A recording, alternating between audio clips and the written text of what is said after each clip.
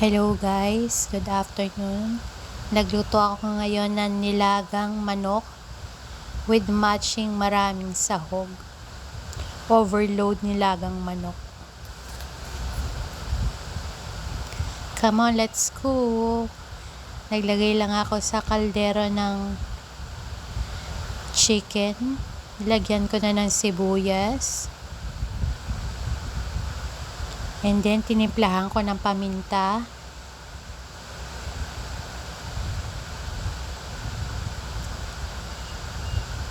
Easy way lang to na nilagang manok. Naisipan ko kasi parang masarap humigop ng sabaw. So yan, nilagyan ko ng paminta, konting chicken powder. And then, nilagyan ko na ng tubig. Lutuin lang muna ang manok. Tinakpan ko na siya. Siguro for about 15 minutes. Yan, pang kumukulo na yung tubig, yung sabaw. Nilagay ko na yung patatas at carrots. Actually, yung carrots, optional lang. Kasi may natira lang akong carrots sa ref. So, sinama ko na. Pero talagang walang carrots yan. Yun, pag sinabing nilaga, walang carrots. Ayun, so sabay-sabay nang palalambutin yung patatas, chicken. Pero dinagdagan ko siya ng paminta at konting garlic powder para malasa. And then nilagyan ko rin siya ng chicken cubes, isang piraso. Ayan, nilagyan ko siya ng saging na saba.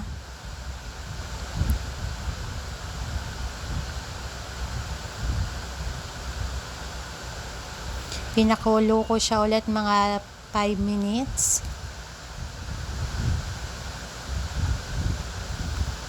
Nung kumukulo na, isinunod ko naman yung Baguio beans.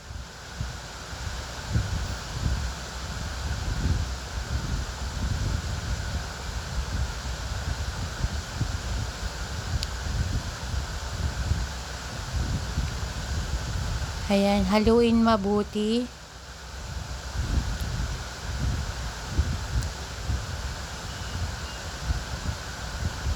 Tandaan, basta mga gulay, mabilis maluto. So, ayan. Sa tingin ko, parang malambot na yung patatas at saka carrots. Hinintay ko lang siyang kumulo. And then, maya-maya, isinunod ko na yung repolyo. Masarap humigop na sabaw, lalo na ngayon nag-uulan na. Ayan, kumukulo na po. Nilagay ko na yung repolyo.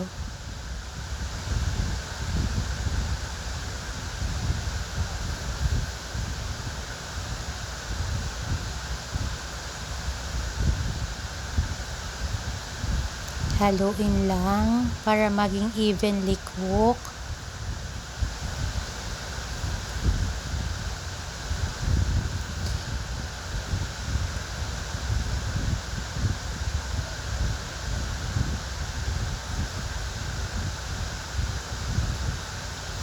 Mahilig po ako sa chicken at saka sa sabaw. Kung mapapansin nyo, lagi akong nagluluto ng mga chicken recipe.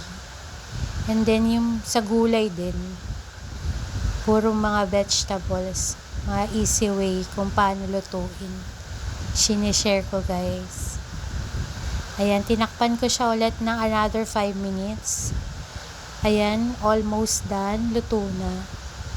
And then yung alam kong malambot na, meron akong sweet corn na natira, isang piraso. So, ginawa ko, nilaga ko na siya.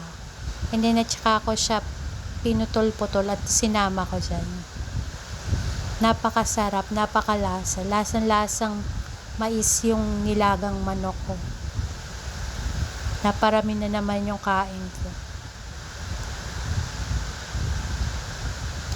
Almost done.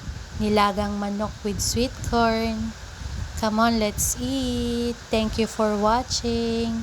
Hope you like it. See you.